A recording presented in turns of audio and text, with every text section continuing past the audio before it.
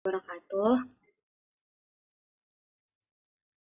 Perkenalkan, kita dari kelompok satu. Di sini akan membahas tentang bentuk-bentuk badan usaha.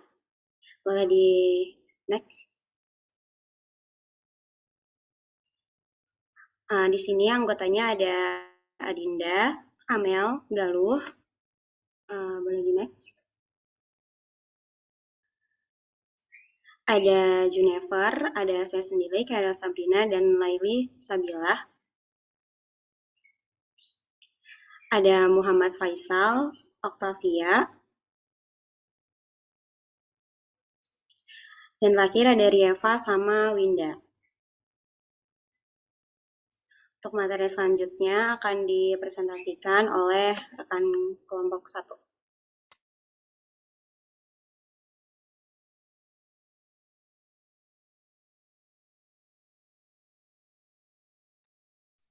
Oke, yang pertama itu ada badan usaha.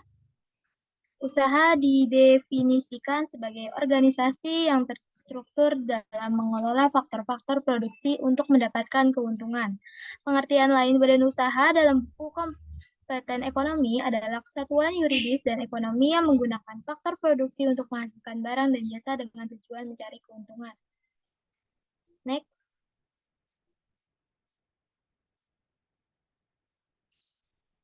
Badan usaha ini yang pertama ada poligraf. Badan usaha adalah sebagai kegiatan yang dilakukan secara terus-menerus dan bersifat keluar untuk mendapatkan penghasilan dengan melakukan kegiatan produksi di dalamnya. Hasil dari produksi itu kemudian diperdagangkan secara bebas kepada masyarakat. Dan yang kedua itu ada MX Holes, yaitu badan usaha adalah sebuah usaha yang bentuknya badan usaha dengan orientasi mendapatkan keuntungan yang besar dari kegiatan yang dilakukan di dalamnya. M.H. Holmes menekankan badan usaha memiliki orientasi pada keuntungan. Next. Selanjutnya ada jenis-jenis badan usaha. Lapangan usahanya yang pertama ada badan usaha agraris, yaitu badan usaha yang bergerak di bidang pertanian atau pengolahan tanah. Yang kedua ada badan usaha perniagaan, yaitu badan usaha yang bergerak di bidang jual beli barang. Selanjutnya ada badan usaha industri, yaitu badan usaha yang dalam kegiatannya mengolah bahan mentah atau bahan dasar menjadi barang jadi. Next. Jenis badan usaha berdasarkan lapangan usahanya selanjutnya itu ada badan usaha ekstraktif, yaitu badan usaha yang dalam kegiatannya menggali, mengambil, atau mengumpulkan kekayaan alam. Selanjutnya ada badan usaha jasa, yaitu badan usaha yang memberikan atau menyewakan jasa.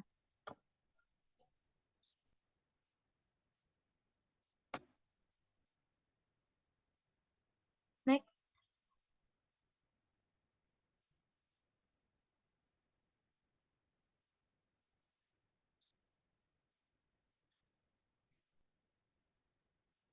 Selanjutnya ada jenis-jenis badan usaha menurut pemilik modal. Yang pertama ada badan usaha milik negara, yaitu BUMN adalah seluruh bentuk badan usaha yang seluruhnya atau sebagian besar modalnya berasal dari kekayaan negara. Yang kedua ada badan usaha milik daerah, BUMD atau yang sering pula dikenal sebagai PD adalah badan usaha yang dikelola dan didirikan oleh pemerintah daerah dengan modal seluruhnya atau sebagian berasal dari kekayaan pemerintah daerah yang dipisahkan. Selanjutnya ada badan usaha milik swasta. BUMS adalah badan usaha yang didirikan oleh pihak swasta yang modal kepemilikannya dimiliki oleh swasta baik perseorangan maupun non-perseorangan. Tujuan dari didirikannya BUMS ini adalah untuk mendapatkan laba sebesar-besarnya.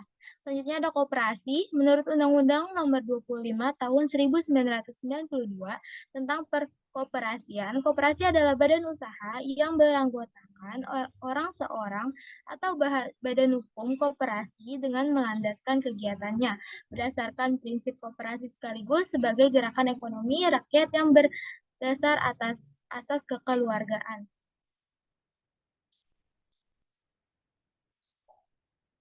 Next.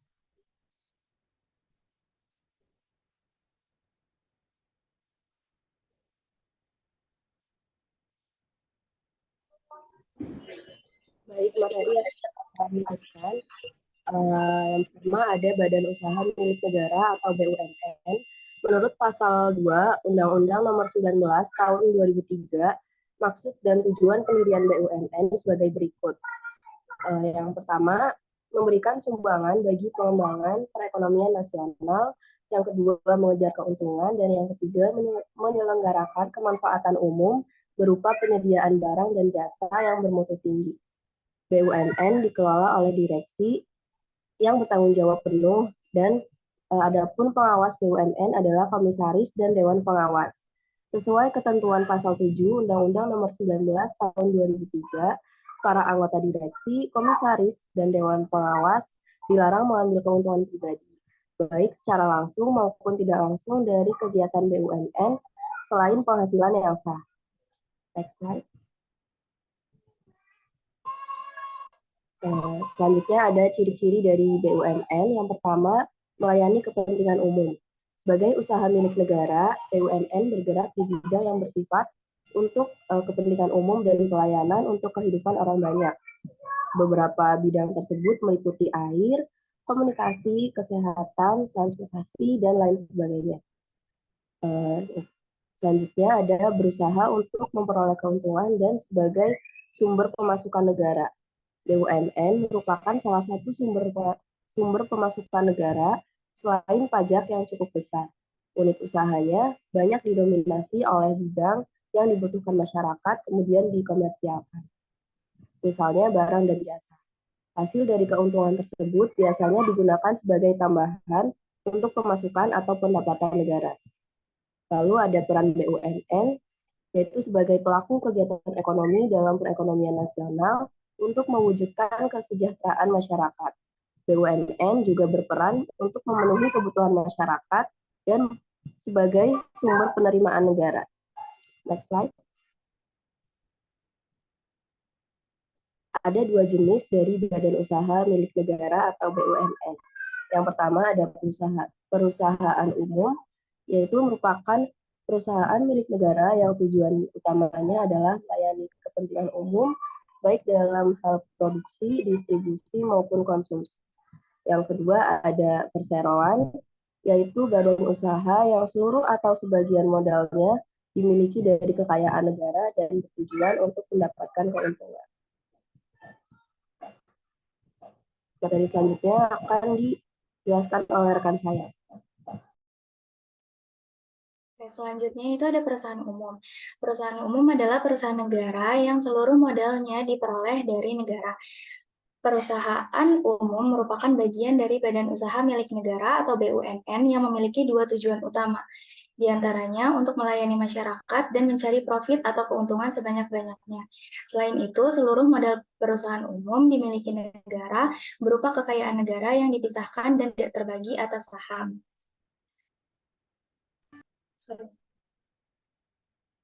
Dasar hukum perusahaan umum, yaitu pemerintah telah mengatur peraturan tentang perusahaan umum, yaitu peraturan pemerintah nomor 13 tahun 1998 tentang perusahaan umum. Fungsi perusahaan umum yang pertama adalah memberikan kontribusi, yang kedua menyelenggarakan kemanfaatan, yang ketiga menjadi pionir aktivitas, yang keempat ikut aktif dalam memberikan bimbingan dan bantuan.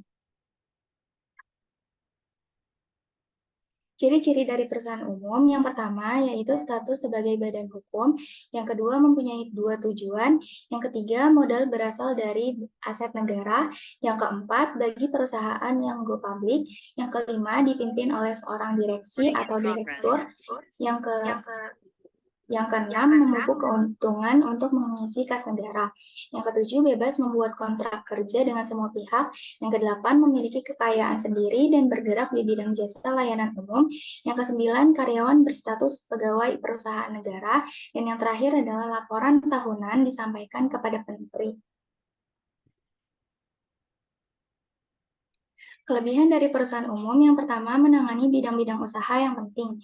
Yang kedua, bertujuan memberikan layanan kepada masyarakat sekaligus mencari keuntungan untuk dana pemerintah. dana pembangunan. Yang ketiga, seluruh modalnya milik pemerintah. Yang keempat, perusahaan umum lebih efisien karena selain memberi pelayanan, juga untuk mencari keuntungan. Yang kelima, budaya kerja lebih baik karena status pegawai negara. Kekurangan dari perusahaan umum yang pertama masih menjadi pemborosan atau inefisiensi karena adanya perusahaan saingan. Yang kedua, tingkat produktivitas pegawai umumnya di bawah pegawai perseroan. Yang ketiga, sering menjadi alat politik kelompok tertentu. Yang keempat, jika perusahaan umum merugi, berarti negara yang dirugikan.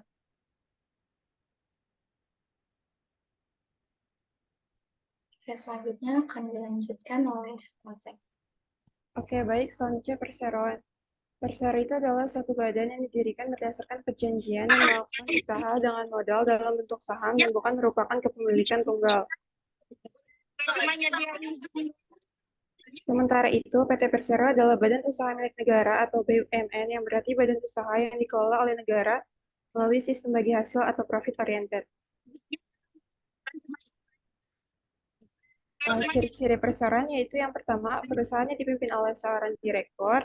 Yang kedua, walaupun tujuan utama persero adalah untuk mendapatkan keuntungan, karyawan bekerja di dalam persero tetap berstatus sebagai pegawai negeri sipil. Yang ketiga, sebagian atau seluruh modal untuk mendirikan perusahaan berasal dari nilai kekayaan negara dan juga terpisah dalam bentuk saham. Yang keempat, kedudukan hukum persero diatur berdasarkan undang-undang dan memiliki 3 perangkat utama. Yang kelima, perusahaan tidak akan memenuhi syarat sebagai fasilitas yang dinadai oleh negara. Maksud dan tujuan pendirian persero yaitu menyediakan barang dan atau jasa yang bermutu tinggi dan berdaya saing kuat. Yang kedua, mengejar keuntungan guna meningkatkan nilai perusahaan. Kelebihan dan kekurangan perseroan. Yang pertama, kelebihannya itu bertujuan mencari laba. Yang kedua, kinerja persero itu lebih efisien karena persero tidak mendapatkan fasilitas negara. Yang ketiga, lebih mengutamakan profesionalisme. Yang keempat, apabila terjadi kerugian dalam persero, tanggung jawab pemerintah hanya sebatas besarnya saham yang dimiliki. Kekurangannya yaitu adanya program privatisasi, adanya pajak atas badan usaha berbentuk persero, kerahasiaan badan usaha kurang terjamin, dan sering menjadi alat politik kelompok tertentu. Selanjutnya, akan disampaikan oleh rekan saya.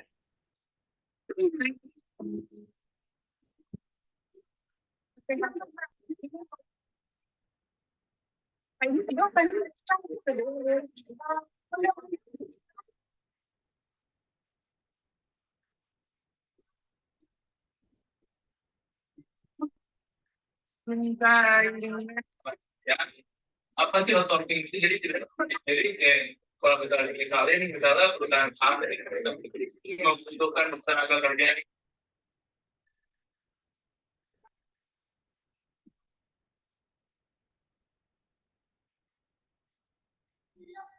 Oke, selanjutnya ada badan usaha milik daerah.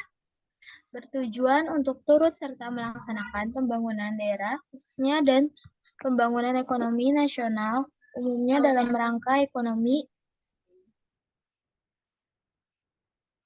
terpimpin untuk memenuhi kebutuhan rakyat dengan mengutamakan industrialisasi dan ketentraman. Undang-Undang Nomor 5 Tahun 1962 Pasal 5 Ayat 4 bidang usaha yang dijalankan oleh BUMD adalah cabang-cabang produksi yang menguasai hajat hidup orang banyak di daerah yang bersangkutan. Next.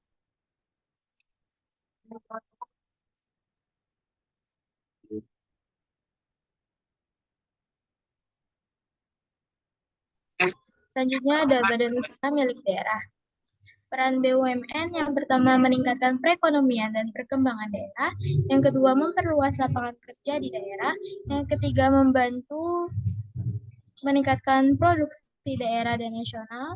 Ciri-ciri BUMD ini didirikan dan diatur berdasarkan peraturan daerah. Selanjutnya modal berasal dari kekayaan daerah yang dipisahkan. Selanjutnya ada usaha untuk memenuhi kebutuhan masyarakat. Dan yang terakhir adalah direksi diangkat dan diberhentikan oleh daerah atas pertimbangan DPRD.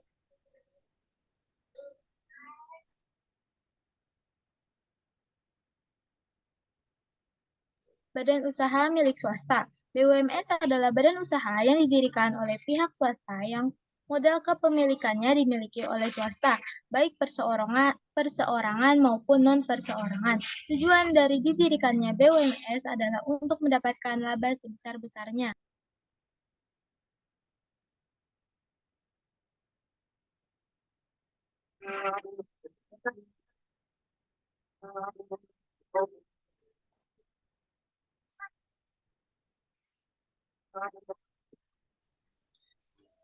Peran BUMS ini merupakan partner bagi pemerintah untuk menjalankan roda perekonomian.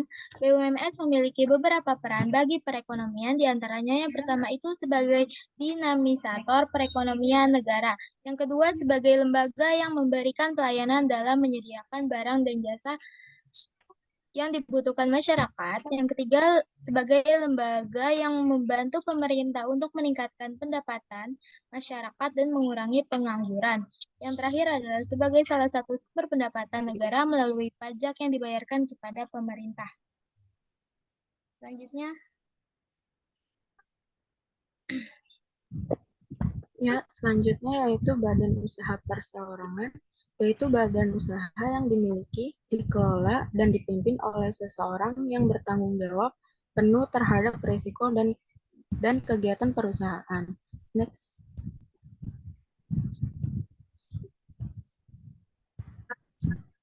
Ciri-cirinya yaitu yang pertama, modal berasal dari satu orang sebagai pemilik modal. Yang kedua, bentuk usaha tidak terlalu besar. Yang ketiga, pengelolaan dan pengendalian tergantung pada pemilik sebagai pemimpin. Dan yang terakhir yaitu semua keuntungan dan kerugian ditanggung sendiri. Next. Badan usaha perorangan. Kelebihan dari badan usaha perseorangan yaitu yang pertama, pengelolaan lebih mudah. Yang kedua, keuntungan sepenuhnya diterima oleh pemilik. Yang ketiga, yaitu kerahasiaan terjamin. Yang keempat, biaya organisasi murah. Yang kelima, tidak dikenai pajak. Yang keenam, mudah bila usaha akan ditutup. Dan yang terakhir, yaitu pemilik akan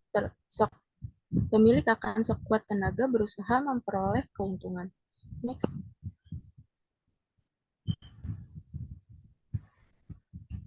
Kekurangan dari badan usaha perseorangan yaitu biasanya jumlah modal terbatas atau kecil. Yang kedua, tidak ada pemisahan antara kekayaan perusahaan dengan milik pribadi. Yang ketiga, tanggung jawab tidak terbatas. Dan yang keempat, apabila pemilik meninggal, badan usaha dapat berhenti atau bubar. Selanjutnya akan dijelaskan oleh rekan saya. Selanjutnya ada firma. Firma yaitu suatu persekutuan antara dua orang atau lebih yang menjalankan badan usaha dengan satu nama dengan tujuan untuk membagi hasil yang diperoleh dari persekutuan tersebut. Ciri-ciri firma. Satu, ada anggota firma biasanya sudah saling mengenal dan percaya. Kedua, perjanjian firma dapat dilakukan di hadapan notaris atau di bawah tangan. Tiga, menggunakan nama bersama dalam kegiatan usaha. Keempat, tanggung jawab dan risiko kerugian yang tidak terbatas. Kelima, setiap anggota memiliki kewenangan menjalankan usaha ataupun mengadakan perjanjian. Kelebihan firma. Yang pertama, kebutuhan modal mudah diperoleh dari beberapa sekutu. Kedua, tidak dikenakan pajak. Ketiga, pembagian kerja berdasarkan keahlian masing-masing sekutu. Keempat, cara pendirian mudah. Kelima, setiap keputusan besar diputuskan lebih matang karena ada saran, kritik, dan evaluasi dari sekutu-sekutu. Kekurangan firma. Yang pertama, tanggung jawab semua sekutu tidak terbatas, sampai dengan harta pribadi digunakan untuk menanggung utang dan kerugian. Kedua, mudah terjadi perselisihan karena pimpinan dipegang oleh lebih dari satu orang. Ketiga, jika seseorang sekutu mengundurkan diri atau meninggal, firma dapat bubar.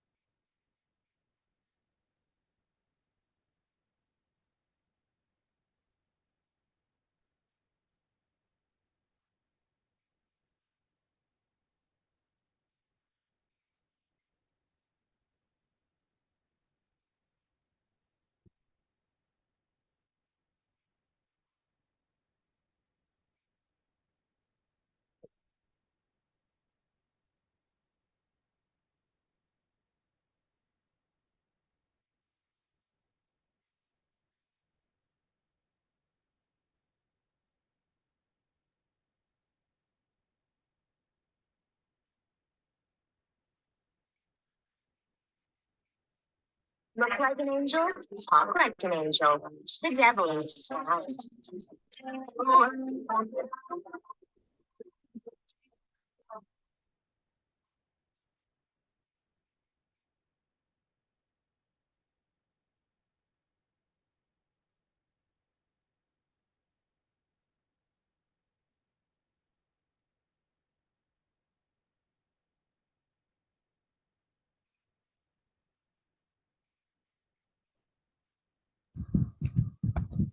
Iya, sebelumnya mohon maaf teman-teman karena terjadi kesalahan teknis. Saya akan lanjutkan materi berikutnya yaitu persekutuan komanditer. Persekutuan komanditer yaitu suatu persekutuan yang terdiri atas beberapa orang yang berusaha dan beberapa orang yang hanya menyerahkan modal saja. Next.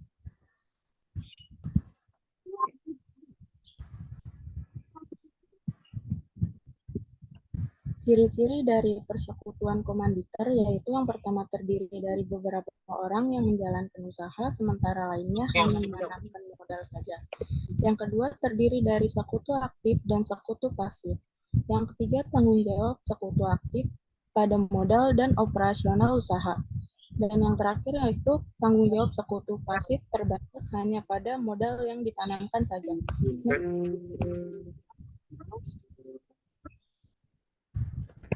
Kelebihan perusahaan komanditer yaitu modal lebih mudah diperoleh dari beberapa sekutu, tanggung jawab sekutu komanditer terbatas, sekutu pengusaha yang memiliki berbagai latar belakang dan keahlian, dan yang terakhir yaitu resiko ditanggung bersama-sama.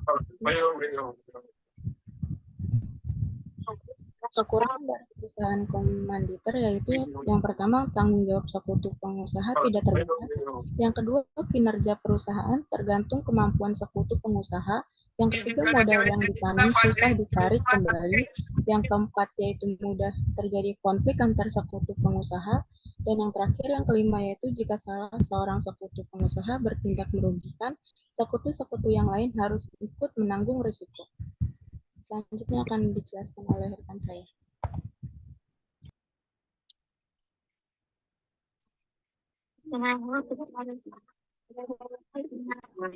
Baik, selanjutnya ada perseroan terbatas. Ciri-cirinya yaitu yang pertama modalnya berasal dari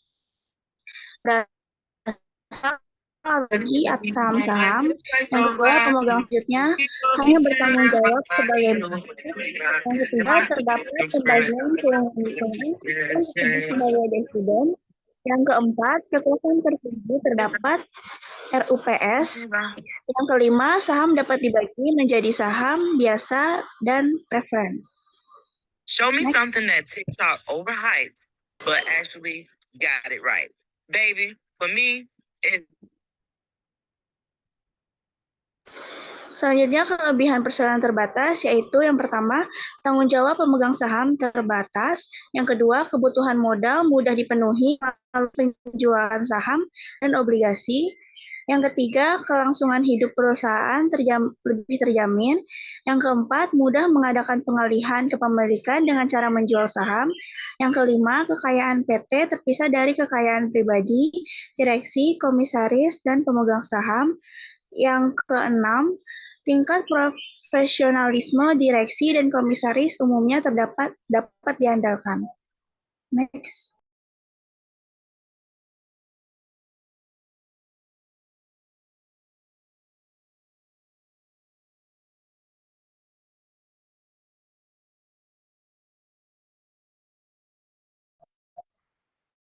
Tangan terbang dibanding badan usaha yang lain.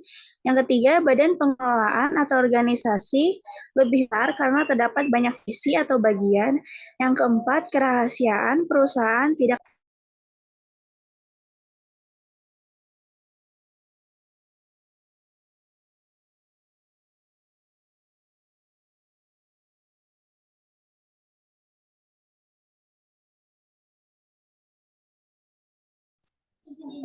Oke, selanjutnya ada koperasi menurut Undang-Undang Nomor 25 Tahun 1992 tentang perkoperasian. Koperasi adalah badan usaha yang beranggotakan orang-orang atau Badan Hukum Koperasi dengan melandaskan kegiatannya berdasarkan prinsip koperasi sekaligus sebagai gerakan ekonomi rakyat yang berdasar atas asas kekeluargaan. Next.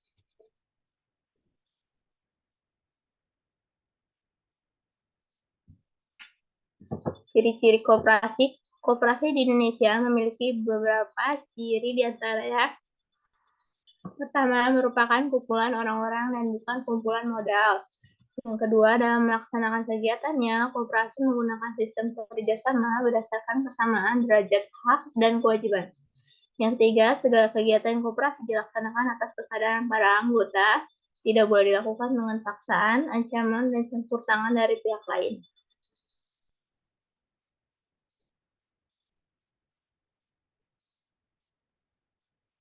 Pelaksanaan koperasi memiliki tujuan untuk memajukan kesejahteraan anggota pada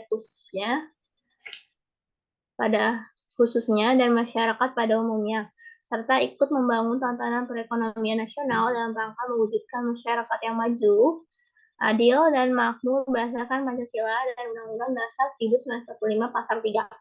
Landasan koperasi dibagi menjadi 3, yaitu ada landasan indil, landasan struktural, dan landasan operasional. Yang pertama adalah landasan indil. Landasan indil koperasi Indonesia adalah dasar atau landasan yang digunakan dalam usaha mencapai cita-cita tersebut, maka koperasi Indonesia dijalankan berdasarkan landasan Pancasila. Yang kedua, landasan struktural, yaitu landasan yang digunakan untuk menjalankan struktur hidup masyarakat yang diatur dalam Undang-Undang Dasar Negara Republik Indonesia tahun 1945.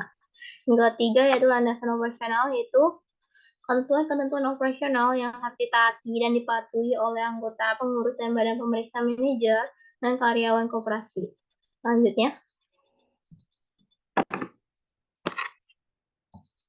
ada fungsi dari koperasi. Yang pertama yaitu membangun dan mengembangkan potensi dan kemampuan ekonomi negara. Yang kedua yaitu berperan serta secara aktif dalam upaya meningkatkan kualitas kehidupan manusia dan masyarakat. Yang ketiga yaitu memperkokoh perekonomian rakyat. Yang keempat, mengembangkan perekonomian nasional yang merupakan usaha bersama atas asas kekeluargaan. Selanjutnya. Oke, yang selanjutnya yaitu peran koperasi. Koperasi memiliki peran pertama, koperasi membantu para anggotanya dalam meningkatkan penghasilan. Yang kedua, koperasi menciptakan dan memperluas lapangan kerja. Yang ketiga, koperasi mempersatukan dan mengembangkan daya usaha orang-orang. Yang keempat, meningkatkan taraf hidup rakyat. Yang kelima, memiliki peran dalam penyelenggaraan kehidupan ekonomi secara demokrasi. Yang keenam, meningkatkan tingkat pendidikan dan keterampilan masyarakat. Selanjutnya ada jenis-jenis koperasi. Berdasarkan sifat usaha, yang pertama adalah koperasi konsumsi, yaitu koperasi yang bertujuan membantu, mendidik, dan melayani para anggota dengan jalan menyediakan barang-barang konsumsi bagi anggotanya. Yang kedua ada koperasi produksi, yaitu koperasi yang anggotanya tidak memiliki usaha sendiri sehingga difasilitasi oleh koperasi untuk menghasilkan barang atau jasa. Yang ketiga ada koperasi kredit atau simpan pinjam, yaitu koperasi yang didirikan untuk menghimpun anggota dan menolong anggota melalui pinjaman uang atau kredit dengan bunga yang ringan. Yang keempat ada koperasi jasa, yaitu koperasi yang didirikan untuk memberikan pelayanan atau jasa kepada anggotanya. Yang kelima adalah koperasi serba usaha, yaitu koperasi yang usahanya meliputi berbagai macam jenis usaha. Terus selanjutnya ada berdasarkan tingkatannya, yaitu pertama ada koperasi primer, yaitu koperasi anggotanya paling sedikit 20 orang atau lebih. Yang kedua ada koperasi pusat, yaitu koperasi anggotanya paling sedikit 5 buah. Koperasi primer ini wilayah kerjanya 1 kabupaten atau kota. Yang ketiga ada koperasi gabungan, yaitu koperasi anggotanya paling sedikit 3 koperasi pusat dan wilayah kerjanya 1 provinsi. Yang keempat ada koperasi induk, yaitu koperasi anggotanya paling sedikit 3 buah koperasi gabungan dan wilayah kerjanya seluruh Indonesia.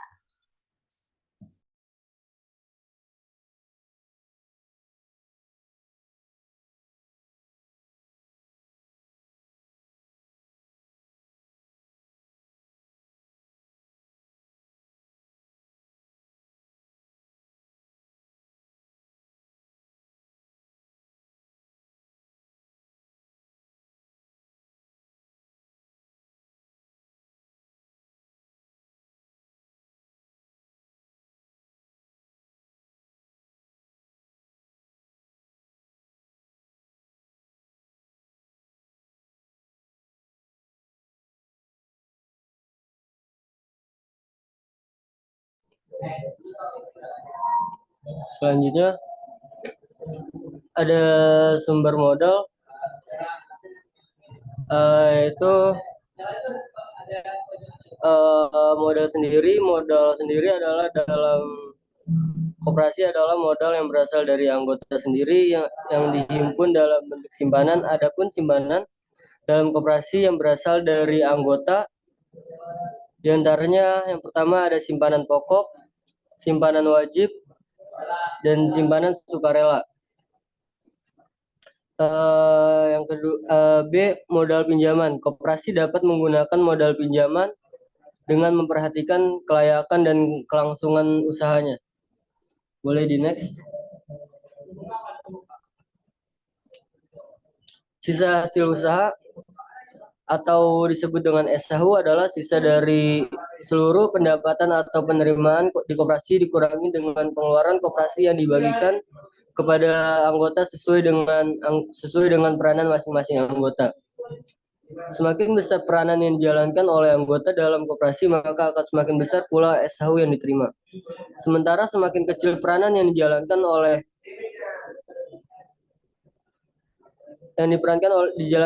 anggota dalam koperasi, maka akan semakin kecil pula SHU yang diterima. Boleh di next. Berikutnya SHU koperasi. SHU sudah ditegaskan dalam Undang-Undang Nomor 25 Tahun 1992 pada bab 9 pasal 45 yang menyatakan bahwa SHU koperasi merupakan pendapatan koperasi yang diperoleh dalam 1 tahun buku dikurangi dengan biaya dan penyusutan.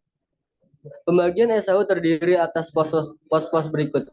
Yang pertama ada cadangan, yang kedua ada jasa anggota berdasarkan simpanan atau modal, yang ketiga ada jasa anggota berdasarkan pinjaman, yang keempat ada dana pengurus, yang kelima ada pengelola koperasi. Boleh di next.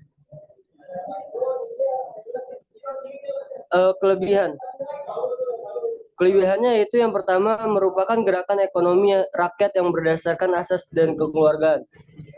Yang kedua, berfungsi mengembangkan potensi ekonomi anggota. Yang ketiga, keanggotaan bersifat sukarela dan terbuka. Yang keempat, pengelolaan secara demokratis. Boleh di next. Dan kekurangannya yaitu rendahnya kemampuan manajemen dan pengawasan, jiwa usaha dari pengurus masih rendah, sering terjadi pemborosan atau inefisiensi. Yang keempat ada umumnya anggota kurang memahami perkoperasian dan manajemen. Dan yang terakhir, kekurangannya yaitu koperasi kadang-kadang dijadikan sebagai alat kampanye publik. Selanjutnya bisa dilanjutkan dengan rekan saya.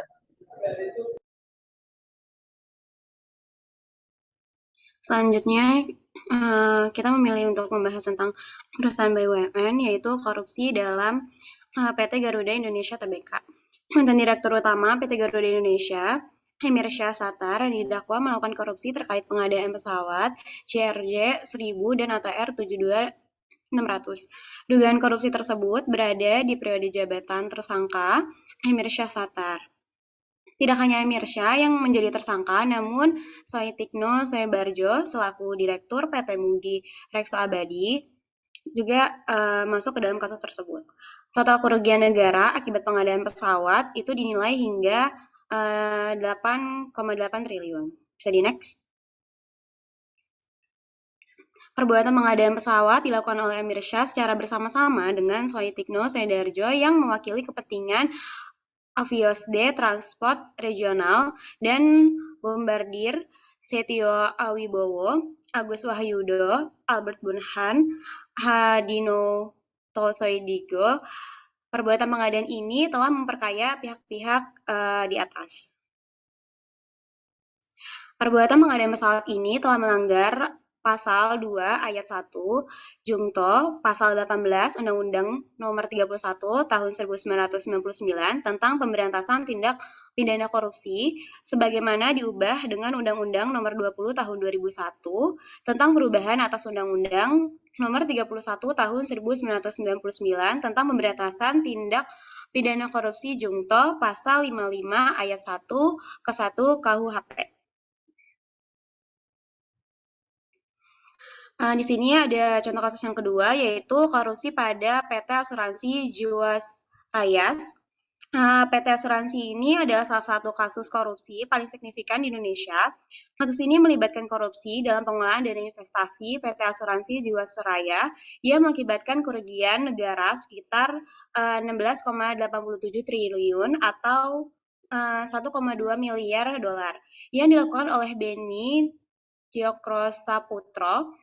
Akar dari permasalahan dari kasus ini adalah ketidakmampuan mereka membayar klaim polis senilai 12,4 triliun untuk periode Oktober sampai November 2019.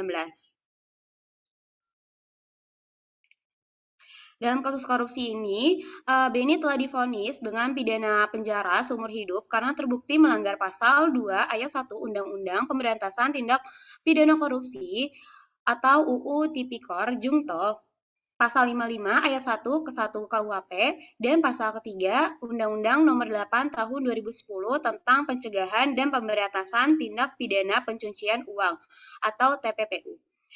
Perbuatannya ini telah mengakibatkan turunnya tingkat kepercayaan terhadap kegiatan investasi di bidang asuransi dan pasar modal.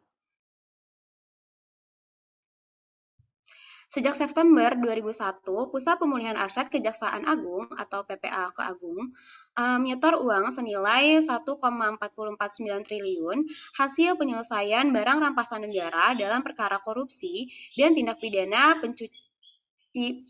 cuci uang PT Asuransi Jiwasraya dalam bentuk pesoro ke kas negara. Sehingga sepanjang kurun waktu September 2021 sampai Januari 2023, PPE Kejagung telah melakukan pemulihan aset barang rampasan negara dalam kasus Jiwasraya sebesar 3,11 triliun.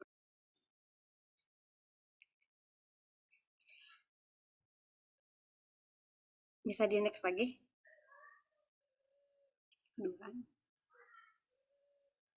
Pemulihan aset ini berasal dari uang rampasan, penjualan lelang, penjualan langsung, penjualan efek, pencairan reksadana, dan penetapan status penggunaan.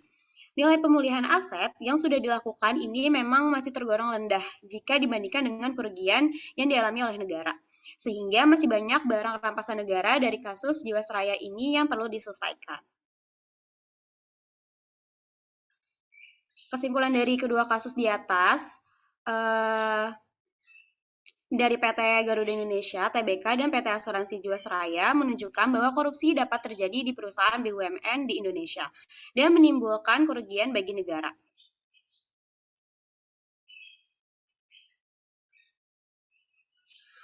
Persamaan dari kedua kasus itu, yang pertama, kedua kasus melibatkan perusahaan BUMN di Indonesia. Yang kedua, kedua kasus melibatkan kerugian negara yang sangat besar. Yang ketiga, kedua kasus melibatkan pelanggaran hukum yang serius dan melibatkan banyak pihak.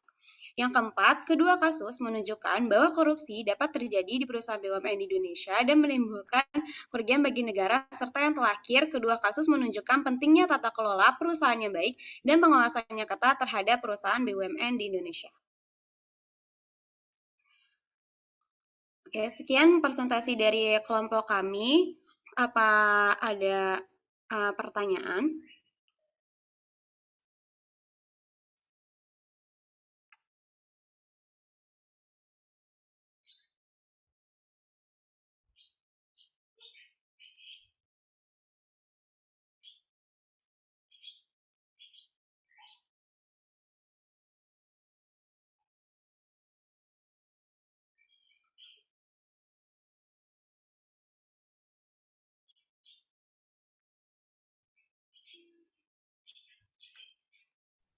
Ya, boleh, Dias. Oke, terima kasih atas kesempatan yang diberikan oleh kelompok 1. Izin bertanya, tadi dijelaskan pada materi tentang badan usaha, tentang salah satu badan usaha yang ada di Indonesia, yaitu perusahaan komanditer. Boleh disebutkan contoh-contoh perusahaan komanditer yang ada di Indonesia itu apa saja? Boleh. Oke, ada lagi yang mau bertanya?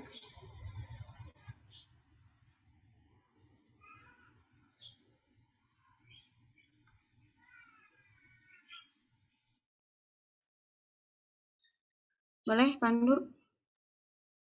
Oke, terima kasih buat kelompok 3. Tadi presentasinya udah cukup bagus ya, banyak banget tadi slide-nya. Gue juga pengen nanya, ini tadi kan dijelasin ya, buat perusahaan BUMN itu kan dibagi dua, Persero sama Perum. Nah, pengen tanya dong, eh, perbedaan paling dasar antara Persero sama Perum itu apa sih yang ngebedain gitu? Oke, makasih. Oke, sama-sama. Ada lagi yang mau nanya?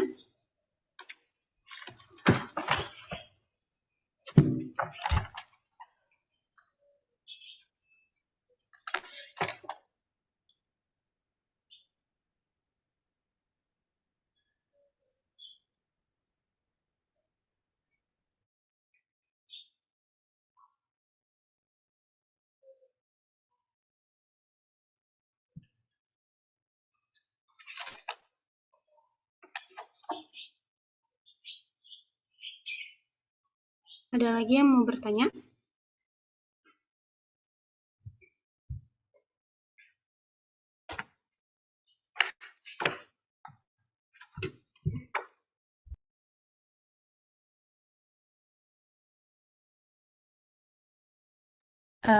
Izin bertanya ke kelompok 1.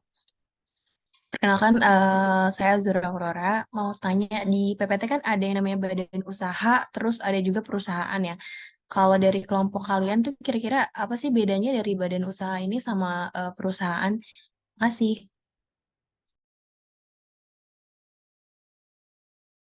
Iya, sama-sama.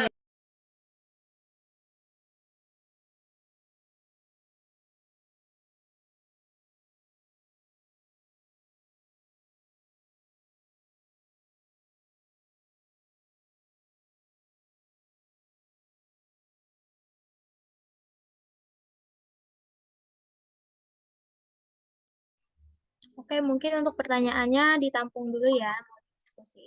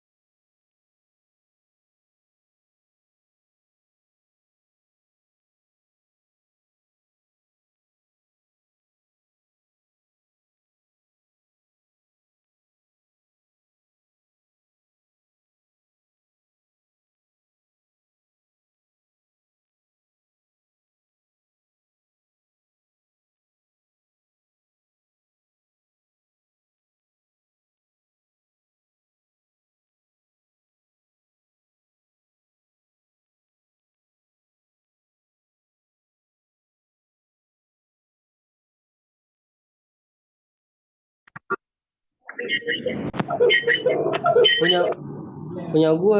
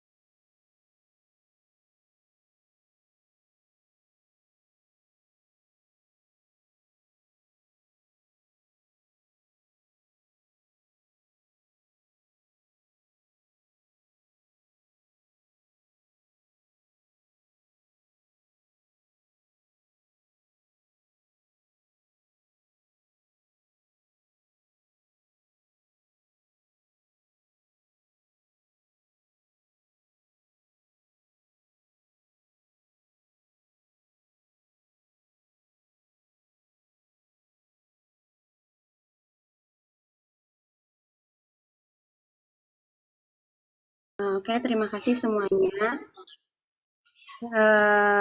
Sebelum kita tutup presentasinya, boleh kita dokumentasi dulu.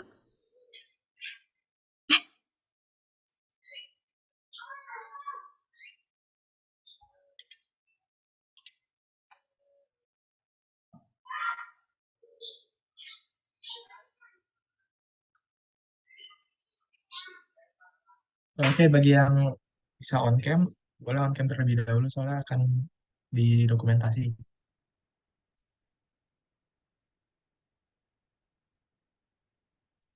Oke, kalau misalnya sudah semua untuk slide pertama, 3, 2, 1. Oke, terima kasih untuk slide kedua, 3, 2, 1. Oke, sudah. Terima kasih.